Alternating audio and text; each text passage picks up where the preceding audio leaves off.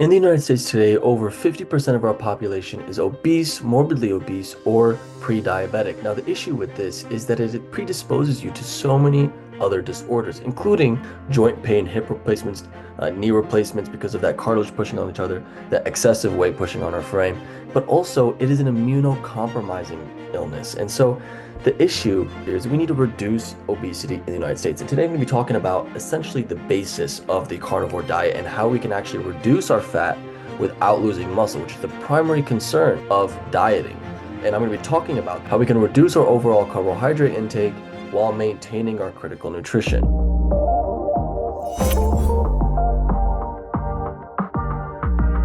So in this video, I'm going to be discussing the three macronutrients metabolism. That's glucose, fat, and protein. Our carbohydrates, our typical lipids like cheese, and our protein like meats and plant protein. What I want to highlight first is that glucose and fat in excess energy, meaning above your basic metabolic rate, which I'll define shortly, will then deposit as adiposity. That's body fat tissue.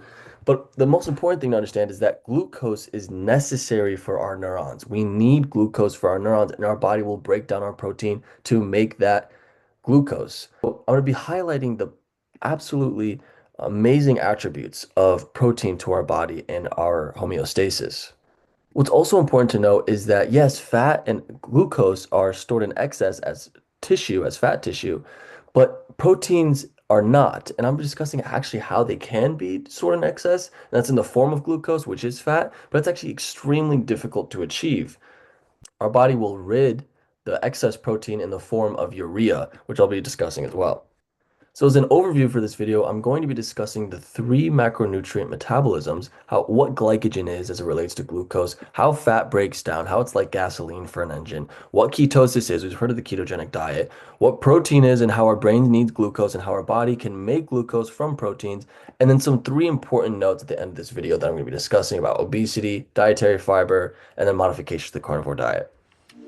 So throughout this video, I'm going to be using the word BMR, and what that is the energy that our body uses without really doing anything, our homeostatic functions, like our heart rate, our renal activity, it's our kidneys, our digestive system, what have you. Let's just use the example that that's 2,000 calories to make our body function. Let's take the example of 1,900 calories. That's 100 calories below the amount your body needs. So your body will break down fats or proteins to suffice for that number.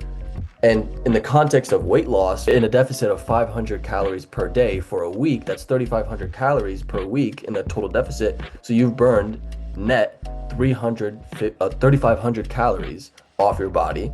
And that's how much 1 pound of fat equates to. So the critical question that I'm trying to address here is something that a lot of people struggle with. A variety of people who are curious about optimizing their diet by understanding what they actually need to function and homeostatic demands. And that begs the question, what do I actually need to eat in a day? So glycogen is our storage of glucose. Let's take our muscles as an example, as almost like nitrous tanks in a car. And what that is that it's quick energy, very powerful energy. And those stores are in our muscles and in our liver. Liver is to mobilize throughout our body, and muscles are obviously for quick bursts of energy. And what glycogen all is are glucose monomers, and glycogen is the polymer. So all these little hexagons here are glucose molecules. And after 12 to 18 hours of fasting, these stores get depleted. Now our energy charge is low, so our body's going to be taking that from our fat. So I'm going to be discussing how one of these monomers, glucose, breaks down and how it relates to the citric acid cycle. This is analogous to the engine block of our body. So this is glucose. This is glycolysis, the breakdown of glucose. And essentially you have 6 carbons here and it breaks down into 3 carbons. That's what these circles are. And so what happens to this pyruvate? This pyruvate gets thrown right into here, into the mitochondria. And the thing is, a mitochondria is in every single one of our cells. We actually have 100 billion neurons in our brain. And so every single one has these mitochondria. This is really what the engine block is. Glucose breaks down into pyruvate, 1 carbon gets thrown out, and the remaining is this critical molecule called acetyl-CoA. Now, what ends up happening to these carbons is it actually ends up getting thrown out right here. Everything else you see here are all protein intermediates, so you can see how critical protein is. And all these yellow boxes you see here are going to eventually be ATP, which is adenosine triphosphate, our critical energy molecule. But the names aren't important here. I just want to emphasize what protein actually does. This is a simplified version of the citric acid cycle. What it actually looks like is this down here, and all these names, fumarate, malate, oxaloacetate, these are all protein backbones, and they all have energy thrown to them from acetyl-CoA, and CO2 is the most oxidized, energy depleted form, and that's what we exhale. If you want to lose like physical space taken up by your waistline, for example, you want to get rid of these carbon molecules, and the energy just gets burned and tossed through your body. Now that I've introduced the mitochondria and the citric acid cycle, I want to show that fat after glucose depletion goes through the same pathway. So this is in essence what this video will be about how fats, proteins, and glucose can all contribute to acetyl-CoA. And this citric acid cycle is our engine block. It's the critical energy mobilization unit in our body. So what does it look like when fat breaks down? Let's take this pathway right here. What does that look like when we're in an energy depleted state? Our bodies are burning fat. So this is what that looks like. This is a triacylglycerol. And you can see that as I talked about two carbons, it breaks off two carbons at a time like this, and it contributes to acetyl-CoA and goes throughout the citric acid cycle. So the critical thing to understand is that acetyl-CoA comes out as CO2. It doesn't actually contribute to these protein intermediates. It is just energy. And when we break down fat two carbons at a time, to mobilize it throughout the body, in the liver, they're converted to ketones. And let me talk about what ketones are. And I'm going to use diabetes as a really good example here to illustrate what exactly ketosis is and why we actually can't use ketones as an energy source in our brain. We're going to be using glucose inevitably. I've heard interviews where people say, oh, my brain's functioning way better when I'm running on ketones. They're not entirely running on ketones. Their body is breaking down their protein to produce glucose for their brain. Because what happens if you're just breaking down ketones? Your body becomes extremely acidic. So right here, this line separates people with normal insulin and people who are type 1 diabetics. The problem with type 1 diabetics, as you can see here, is that their body cannot take up glucose, whether they produce it through a system called gluconeogenesis, I'll be discussing that shortly, or they're ingesting glucose, their body cannot detect it. So to meet with that BMR, it will break down its adipose tissue aggressively, and that will be the only form of energy ketone bodies form, and their body becomes extremely acidic. Our neurons are very sensitive to pH. You'll go into a coma and death is the problem. So you're probably thinking, okay, why does this happen when I'm dieting? Well, because normally ketones are released very gradually. So it's in conjunction with gluconeogenesis from your protein breakdown. So to illustrate this 3-carbon pyruvate gluconeogenesis cycle, just really quickly, this is the backbone of a fatty acid stored in our body. And yes, part of it will go to the energy production, to the engine block, like gasoline, but then part of it can be used for gluconeogenesis. And so the problem with that is that this is not sufficient enough to reliably synthesize glucose. Your body will inevitably break down protein for gluconeogenesis, glucosynthesis. So how does this happen? Well, protein is just amino acids repeated. And so what is an amino acid chemically? I'm just going to go through this really quickly. This critical molecule here is called ammonia. And when it becomes mobilized, free-flowing in the body, it becomes ammonium, which is NH4+, which is highly toxic. So it actually won't do that. It'll get sequestered to something else. And inevitably, that amino group will get tossed to urea, which is what urine is, and that gets excreted. So the remaining molecule can actually contribute to everything I just saw: pyruvate, alpha-ketoglutarate, which is an intermediate, acetyl-CoA. The protein backbone can become anything in the body. We only need protein to live. So these are the 20 amino acids of life. I just want to focus your attention on alanine right here. So what happens to alanine? Alanine gets deaminated. It's called a transamination reaction. The amino part is removed. It's tossed to glutamate right here, which is another amino acid, and pyruvate forms. As I just mentioned what pyruvate is, the opposite way of glycolysis is called gluconeogenesis, and that way, this is how we synthesize glucose. But this is the biggest problem. We will break down our protein to make glucose if we do not have enough protein in our body, if we're not ingesting enough of it. This is a problem. We don't want muscles to be breaking down, but we want to lose body fat, for example. You can see here that means that protein can become essentially any intermediate in that critical engine block. It's a weird analogy using engine and gasoline, because one of the fuels, protein, actually ends up being replacement parts for the engine, which is very interesting. That's biochemistry for you. So to drive this point home, any of these intermediates can actually become other amino acids and actually can contribute to so many biosynthetic molecules like DNA and heme groups and hemoglobin. So you can see how critical protein is. And even more importantly, even more interestingly, Alpha-ketoglutarate, one of those intermediates, can become glutamate, another amino acid, and then when another amino group gets thrown in, it becomes glutamine. And this is an incredibly important molecule for our homeostasis. As you can see, these are all the contributions that glutamine has to our bodies. And you can actually buy glutamine as a supplement. That's how important this molecule is.